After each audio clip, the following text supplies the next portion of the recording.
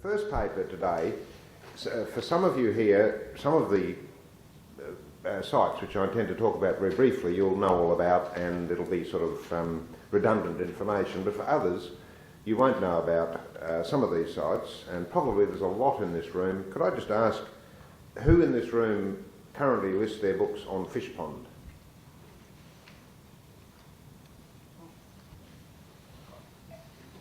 That's three out of about 60.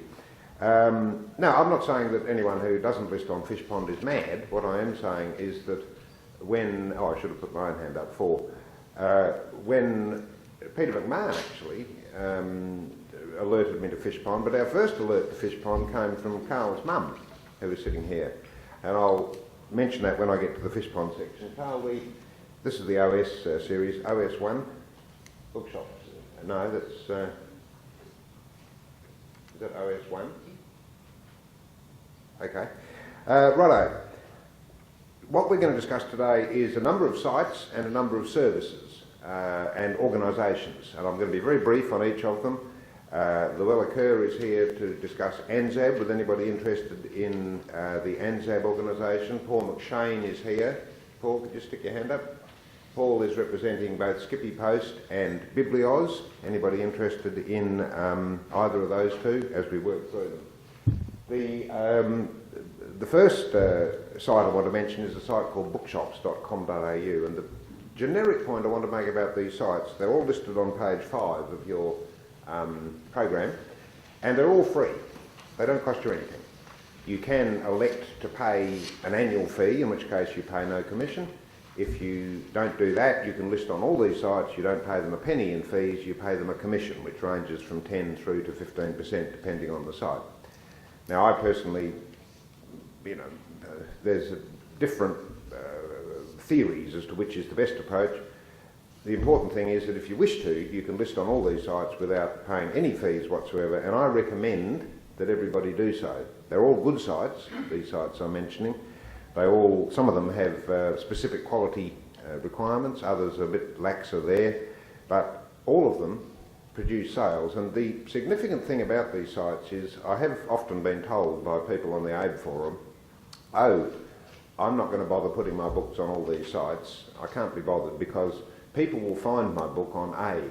If they're looking for my book, they'll find it on ANZAAB, or they'll find it on wherever.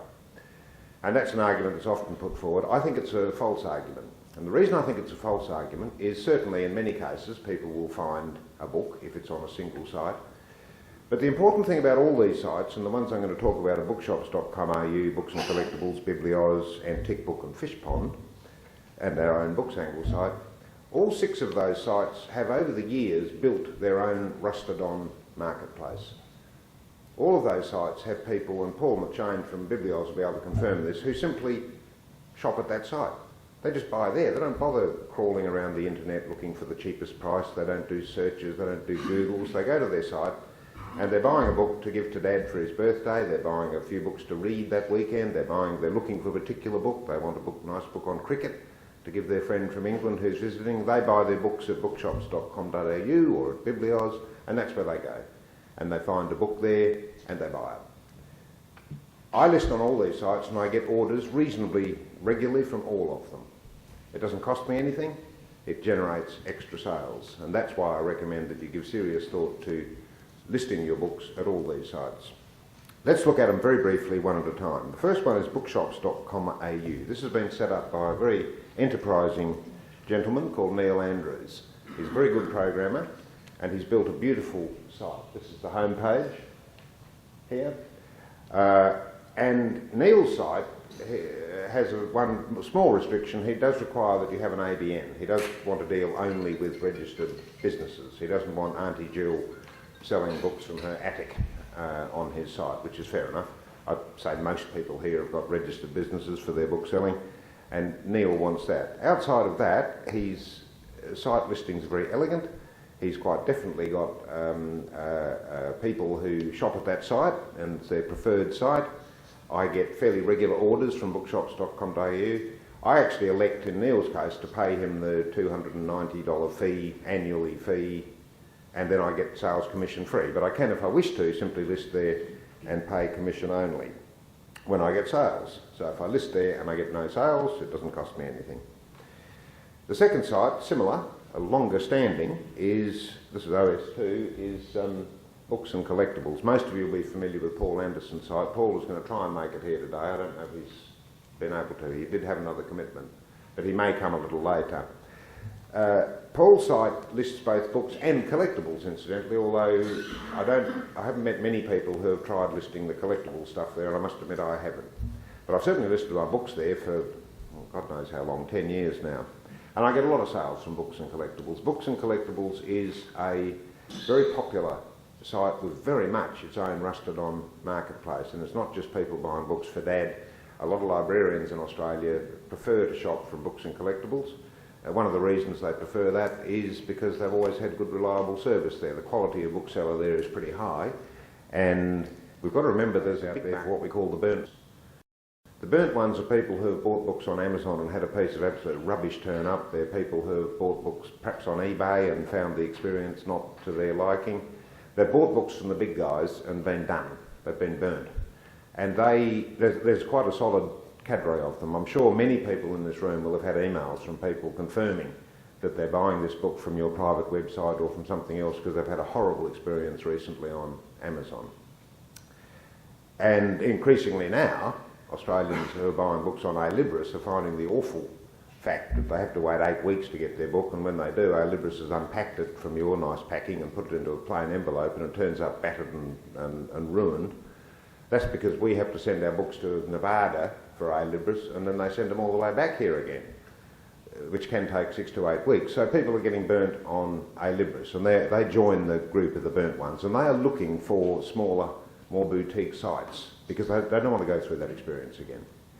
So Books and Collectibles is a very respectable site. Most of you would know of it, and I would guess a great many people in here would list at Books and Collectibles. Could we have a show of hands for those who actually list on Books and Collectibles?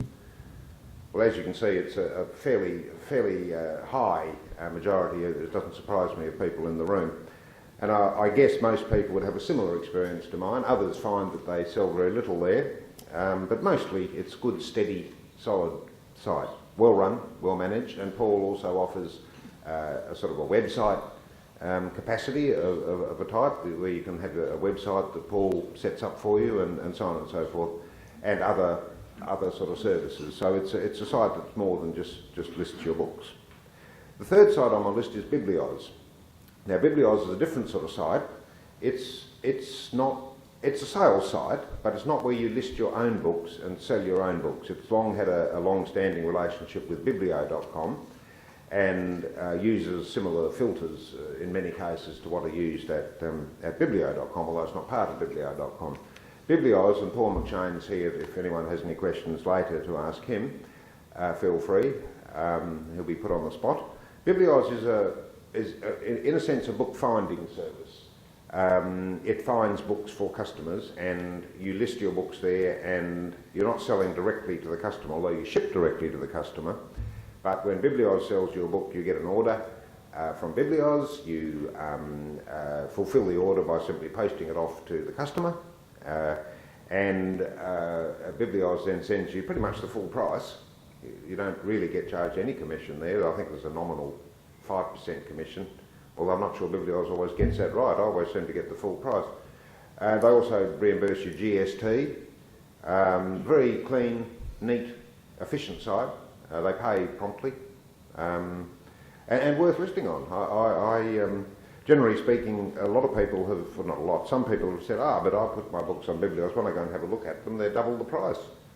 Well, that's because it's a book finding service. And they have their own customers. Double the price is a hyperbole, but they increase the price and they make their profit from the difference between your price and the price they sell it at, rather than charging you fees. So it's just a different way of doing it. Now Biblioz, again, has its own loyal, rusted-on marketplace. I know that because I get orders, and they're often from the same people. And people go to Biblioz because in the past Biblioz or VideoQuest has found their book for them. The term BiblioQuest, in a sense, tells it all, the quest for the book. And people have gone there because it's easy. They go there and they want such and such a book, and they effectively leave it up to VideoQuest to find that book for them. And when they do, they happily pay. And again, they have no interest in roaming around the internet. This idea that everybody who buys a book online spends half an hour before they buy it trolling through all the sites and doing Googles and looking for the cheapest price, it's a complete myth. Yes, there are some customers who do that, but there's equally as many customers who simply want the book. They get a hit on the book, it looks right, it's got a nice picture, they recognise, that's the one I had when I was 10, that's what I want for my granddaughter, bang, they buy it. They're just not interested in running around cross-checking. Some do, but many don't. There's also what we call the secretary buy, and you get a lot of that. You'll find that's often, you'll get a political book, you know, biography of Bob Hawke or whatever. The secretary's been asked to buy that book for the boss. He's about to give a seminar or a presentation. He wants that book. She doesn't give a rat's about the cheapest price online. She's using the boss's credit card anyway. She just finds the book and as quick as she can, make sure it's the right one, and goes by. And that affects all these sites. Many often just rely on these smaller sites to generate their sales. The next site I'm mentioning is a Dutch site called Antiquebook. Now this is run by a delightful Dutch couple. Could I just ask for a show of hands, who lists on Antiquebook? Only a few. It's worth looking at. It's again free. You can list there and pay commission only. They take most known formats. Incidentally, I should say that Biblioz, Books and Collectibles, bookshops.com.au, Antiquebook and Bookzangle, not Fishpond, all accept ordinary uploads from Homebase, Book Tracker, our own Booksangle database. They've got the filters in place for all of those, so listing there is not a hassle. You don't have to go through any special hoops. Fishpond we'll come to in a minute. That's quite different. Antiquebook is a Dutch site. You get a lot of orders on Antiquebook, mainly from Germany and places. You do have a little bit of a hassle because a lot of the Germans in particular insist on paying by direct transfer, and then they discover the fees for that are about $50 each way, and the sale disintegrates before your eyes. A lot of Germans don't like using credit cards online. Very sensible, prudent people, the Germans. And therefore there is a little bit of overhead associated with sales on Antiquebook. But in the main, you get the credit card, which you process yourself. The same happens for Books and Collectibles, incidentally, and with bookshops.com.au. Instead of these sites taking your money and then charging you a fee for processing the credit card, all these sites deliver you the customer credit card number for you to take yourself, or you can set them all to alert the customer that you'd prefer to be paid with PayPal. Now, Antiquebook's a good site. You get a lot of European orders, but I'm surprised at how many orders I get from Australia through Antiquebook, and I'm surprised at how many $100 plus orders I get through Antiquebook. Probably at least half a dozen in the year, which doesn't sound like much, but I don't know about you guys, but $600 of sales means quite a bit to me. And particularly since it's not costing me anything to list there. I can pay commission only, and I did get a $1,000 sale on Antiquebook not so long ago as well. So it's not a site that simply peddles $10 or $12 books to its customers. It once again has a very loyal following, particularly in Europe, but again I'm surprised at how many Australians order through Antiquebook. I'm not suggesting any of these sites provides a flood of orders, incidentally, or provides any sort of instant solution to lowish sales.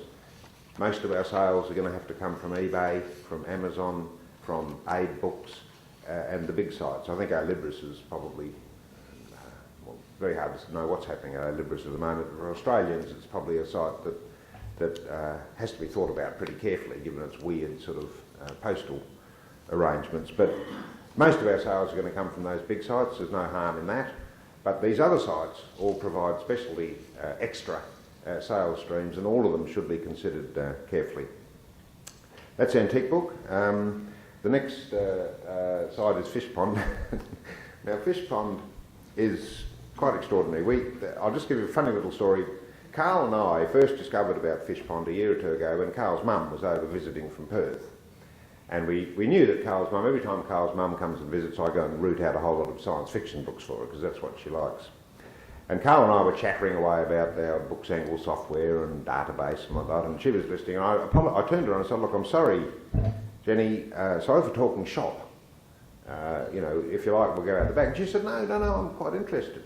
Because she said, I get all my books on the internet, of course. And I said, oh, where do you get them from, Amazon or... No, she said, Fishpond.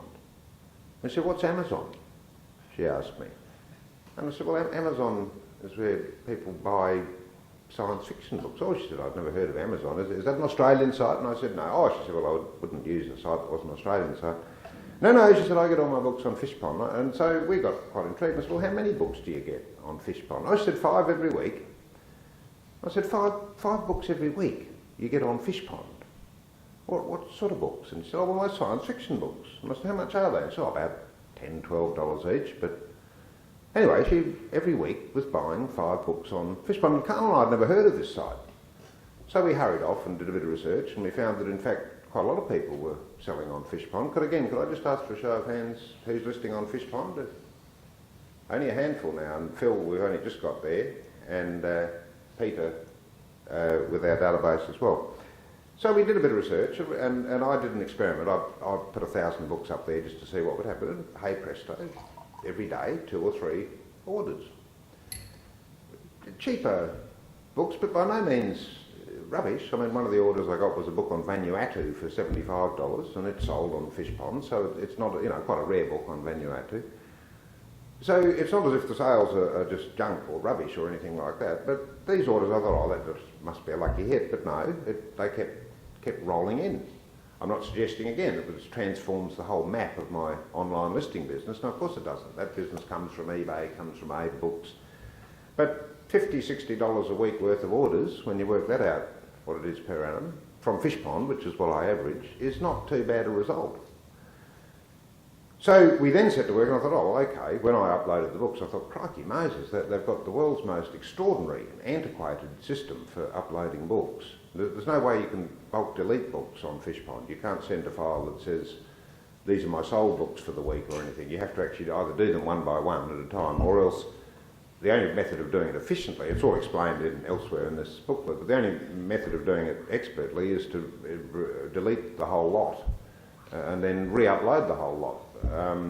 Which of course is a ridiculous procedure, but still it's the only way you can efficiently handle books, or it's the preferred way. So there is this weirdness, and after this seminar we intend to go and get them by the throat and say, look, would you like us to come in and program your bloody upload routines, because we've got all these booksellers who'd love to send you their books and they just can't at the moment because they just don't know how to do it. And what's more, you don't know how to do it either, because if you send them a query, the answer you get back is generally gibberish, and you can't make head or tail of it. So there is that overhead. And for that reason, in our Bookzangle database, which we'll talk about later, I have built in a special routine that enables you to sort of pull a lever and to generate what books you want to go to Fishpond as a Fishpond compatible file. And I recommend it's a site that people should look at. The next site I'll spend just 10 seconds on is our Bookzangle site. That's an example of its listings. There are some subtleties in that. We're going to be talking about the Bookzangle software specifically a bit later, so I won't waste too much time in this other site stuff. But our site also can be listed on for free at its bronze level, and then there is a 10% commission applied to any sales. We're not promoting Bookzangle at this stage as a massive selling site. Our Bookzangle site is primarily a software distribution site, and having listed all these sites, one thing that I will come to later in the seminar when I'm talking about the software, the sort of software tools we've produced, when you're a member of Bookzangle, even at the free level, you can set 6 sites which will automatically have all your listings and pictures forwarded to those 6 sites. You just send us the one file and off it goes to bookshops.com.au, Books and Collectibles, Biblioz, Antiquebook, and any other 2 sites you want to nominate, ANZAAB, perhaps Libris, although I hope you're taking care there with their postage. But all those sites can be serviced with the one file at Bookzangle, and that's our main strength. We don't try and pretend that we're going to deliver you millions of dollars worth of sales, although we are getting orders now in an increasing way for our customers.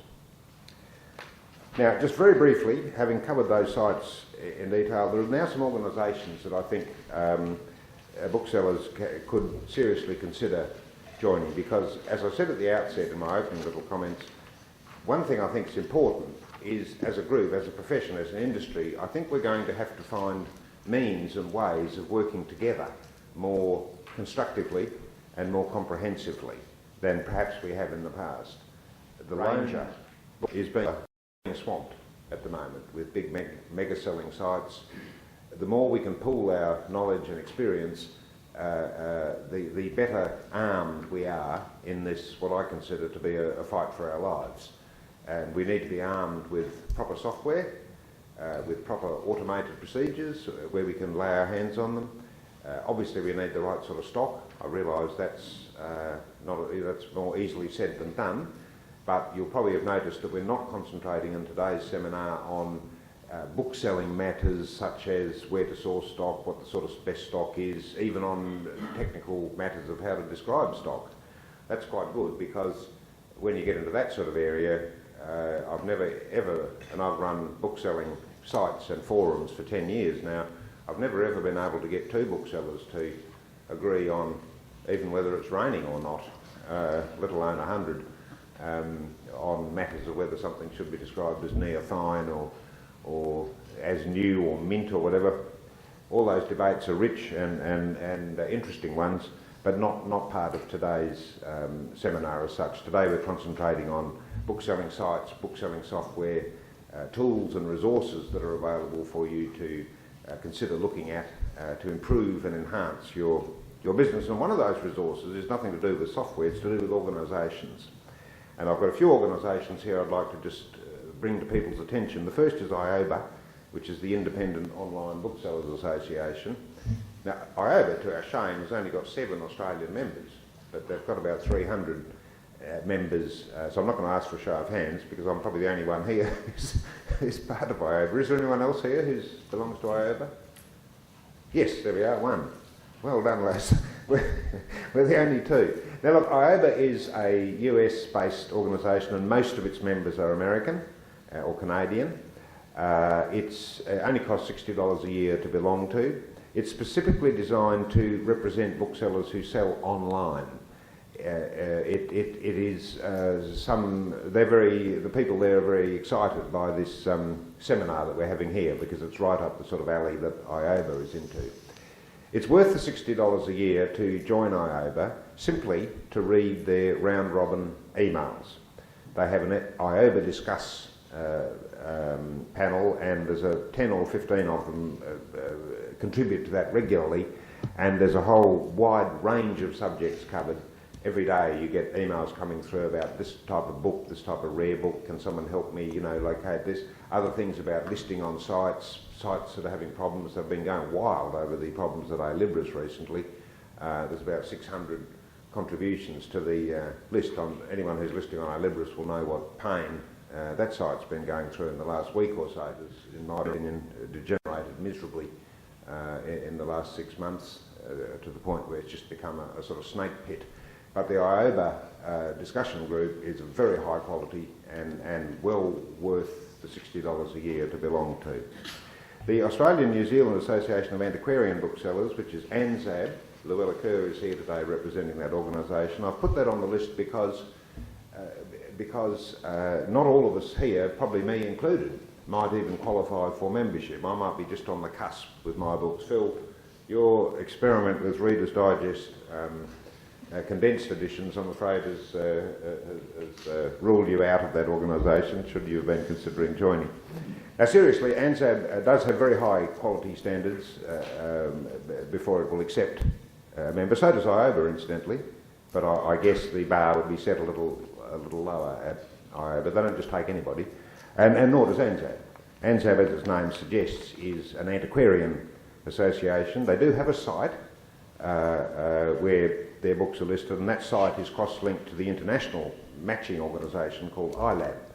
But ANZAAB requires that the quality of your listings and stock and general approach to bookselling be very high, and consequently they represent a form of quality standard which I heartily approve of, and there would be many in this room whose stock, or some of it at least, would certainly qualify for membership of ANZAAB. ANZAAB organise one of its main functions, its best functions. They organise a number of antiquarian bookseller fairs, which are also a thing to consider carefully with rare books, not only rare 18th century, 17th century leather-bound books, but rare ephemera and that sort of stuff is worth considering.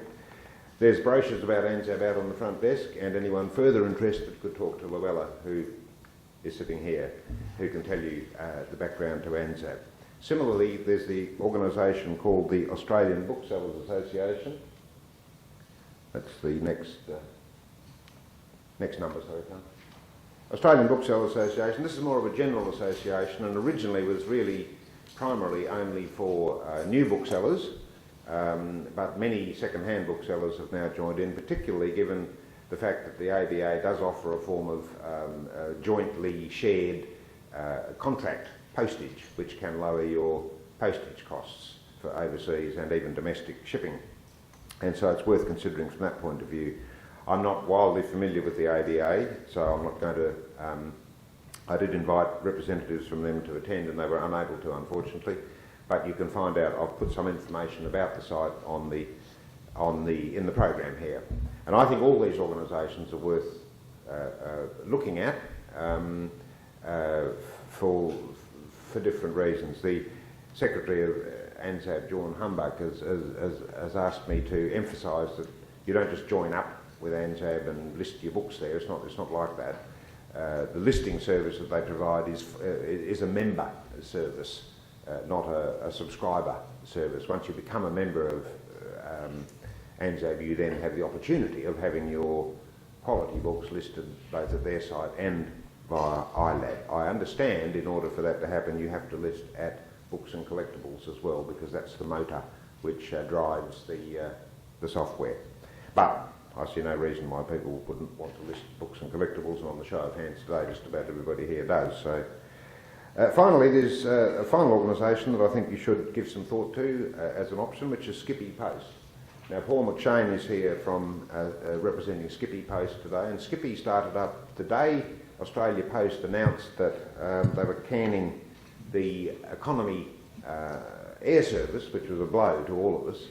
About 2 days later, Paul popped up and said he was going to do something about that, and he set up and created an organisation called Skippy Post. If anyone's got a specific question about Skippy, they can direct it to Paul, either when I finished here, which will be in a second, or afterwards. But essentially, as I understand it, Paul, just shout out if I got this wrong, essentially the idea is that Skippy gathers people's parcels together and then ships them to various points overseas, which are then distributed at a significant saving to the simple over-the-counter Australia Post system. The reports I've had in the main have been pretty good.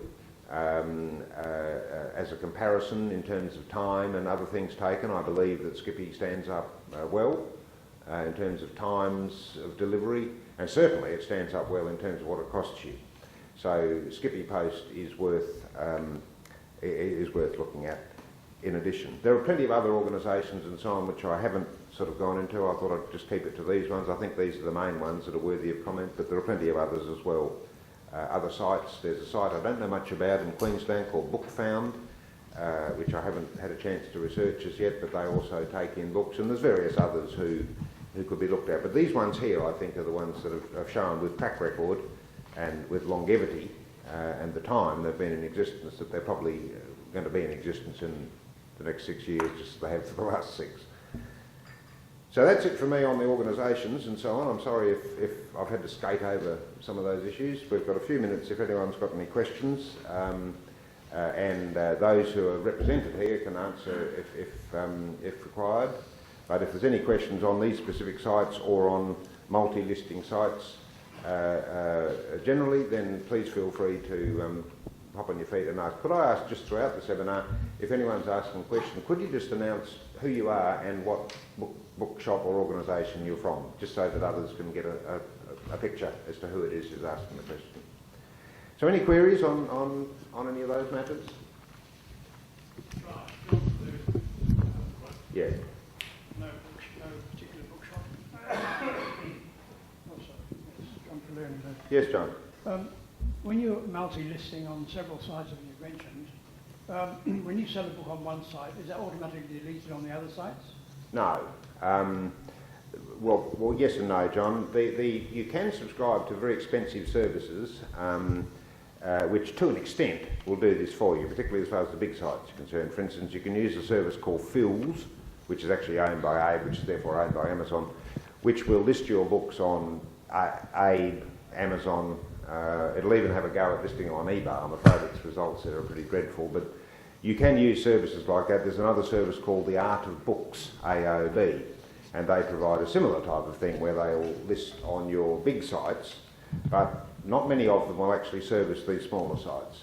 The quickest way of doing that, all these Australian sites I'm talking about here, Fishpond, all bets are off with Fishpond. Anything I say, don't include Fishpond in this, okay? Fishpond you've got to handle separately.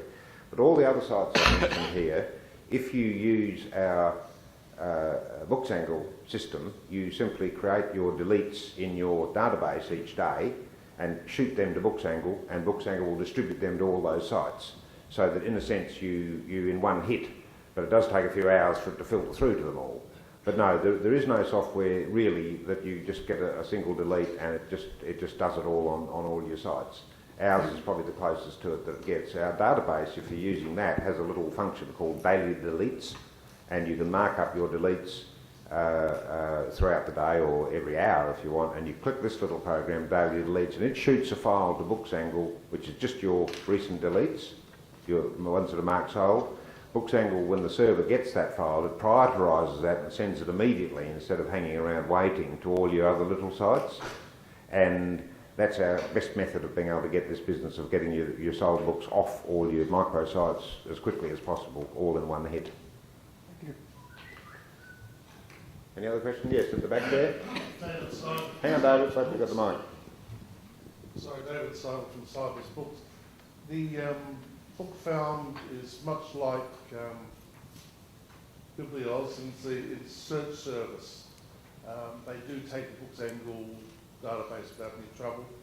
This is book found you're talking about? Yeah. Yeah, okay. Slow but steady in terms of sales. And Nigel's okay to deal with if you have any problems. So, yeah, he's good. Okay. And Thanks. so it's worth having listing out. Thanks for that, David. You're listing your books at Book Found? Yeah. How many sales? 2-3 a week. Okay. All right. Not to be sneered at. And he pays. And they take our Booksangle format? Yeah. Do they take FTP? Yes, they do. They do? Yep. So they can be added to our forwarding? Yeah, well, that's check. right. Okay. All right.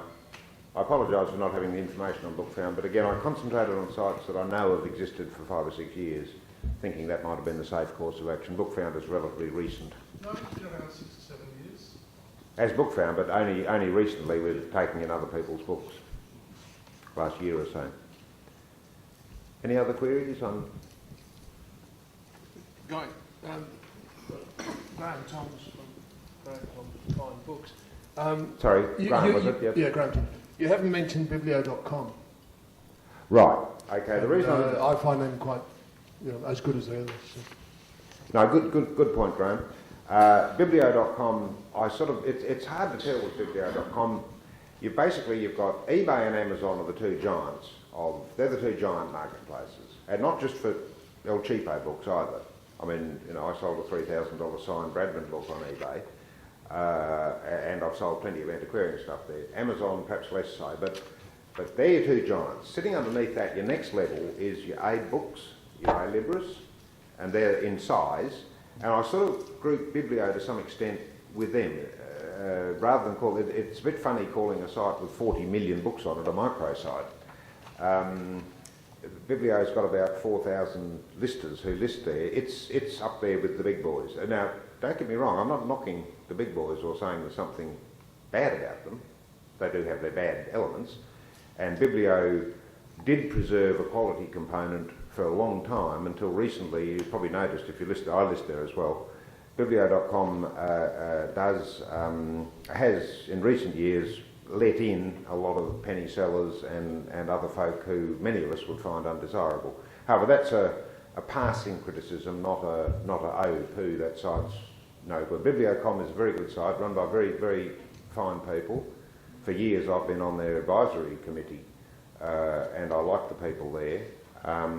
They're very idealistic people. They're always running around setting up libraries in Nicaragua and places like that. They're a site that most booksellers feel pretty warm about.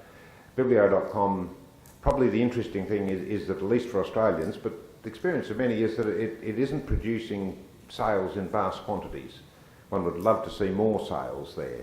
Certainly Biblio.com, you can list there either for free and pay 15% commission, or you can do what I do and pay them $10 a month fixed, and I think I'm charged 7.5% commission.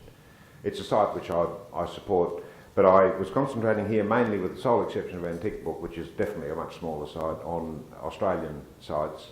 But certainly you're quite right to raise the issue of Biblio.com as a site where where you should also consider, one should also consider listing at, even if just on the free option basis. Thanks for raising that, Graham.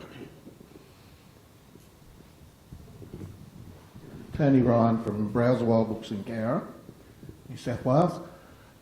You mentioned in the Bookzangle side of it that you can list 6 sites as a normal bronze or silver member or whatever. How many sites can you upload from Bookzangle, and is there extra cost with that, or what? If you want, because you've mentioned many more than 6 sites today. Okay. Righto. Well, actually, I haven't mentioned more than 6 because we don't upload to, Skippy Post, for instance. But the Bookzangle system enables you as a free member at bronze level to upload to 6 sites. 6. With books and pictures, and they all go automatically.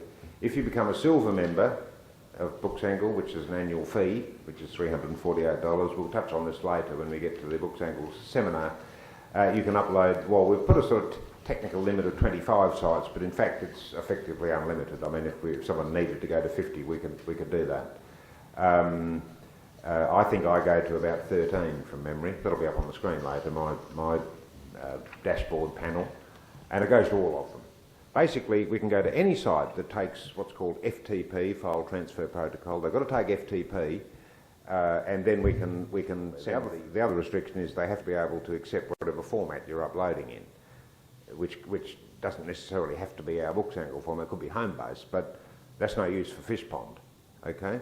Nor does Fishpond take FTP. They will when we're finished with them, don't worry. We're going to go and make them do all this, but that'll take a bit of time.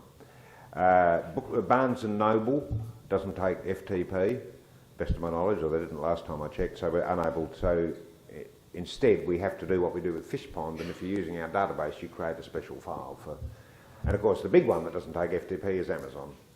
And so once again, we have to create our own file within the database, which you then have to send with Amazon's standard book uploader. And the same applies to eBay. eBay does not simply take our file by FTP and put your books up. But all the other sites, ANZAAB, Libris, Antiquebook, Biblio.com, and all the sites I've mentioned today can all be added to the list. Book found. Any other queries? We're just about probably at the end of time for this paper, so in fact we are. Yes, Lola. I'm Luella Kerble. I think you're setting the bar a bit high for ANZAAB.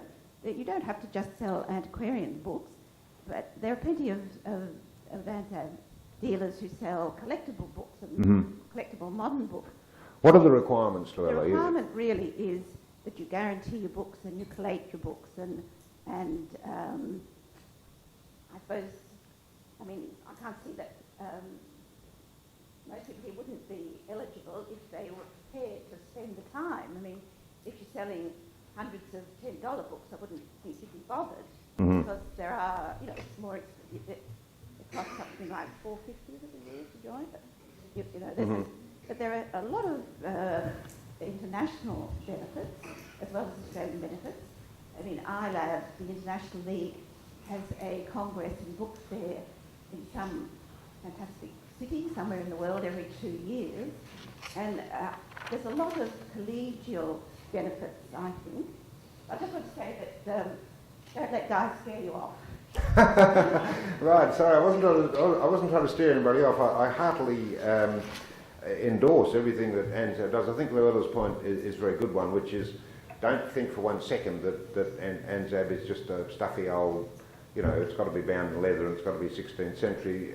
I think the important thing to emphasise is they do have standards. They have standards of the type of listing you do. As Luella said, you must collate it and have a proper presentation of your listings, but there's no reason why that can't be done with a $20 book, and many of us would do that. I think also you have sort of various conditions that apply to terms and conditions as well, and the type of stuff in your listings. For instance, if I had some of the idiot listings that are at ANZAAB, say, 1 million satisfied customers worldwide, satisfaction guaranteed, we ship before you even order, this sort of stuff, I guess you'd probably look at those listings and say, no, I think we could probably do without that, I would imagine. Certainly at IOBA they would.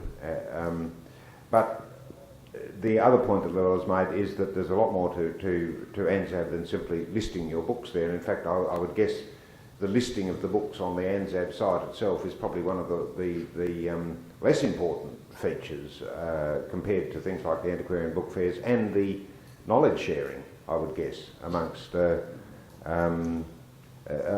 sophisticated booksellers. I think it'd be fair to say it's an organisation for reasonably sophisticated booksellers. Would that be fair? But by no means simply antiquarian booksellers. Serious. Yeah. Serious. Okay. We've agreed. Serious. Luella and I agreed. So on that note, because it may not happen again, on that note we'll call the end of this paper and move on to the next one. Thanks for the questions, guys. Don't be afraid to hop up I'll try and create room for questions. When you do, just wait until the microphone comes so we can get you on the can, because this is going worldwide. I actually have 120 requests from booksellers overseas to send them a DVD of this conference. It's raised great... $1,000 a go, David, for the American ones. No, there's been a lot of interest raised. All right.